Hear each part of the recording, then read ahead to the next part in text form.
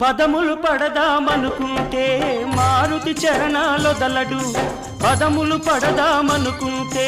మారుతి చరణాలొదలడు ఫలములు తినిపించాలంటే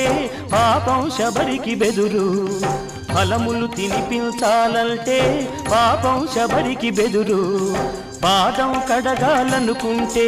పదపడి గుహుడే తయ్యారు పాదం కడగాలనుకుంటే పదపడి గుహుడే తయ్యారు ప్రాణాలిద్దామనుకుంటే పక్షి జటాయువులుంటారు ఏమయ్యా ఏమయ్యా ఓ రామయ్యా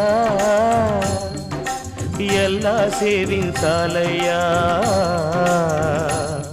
నిన్ను ఏమని కీర్తించాలయ్యా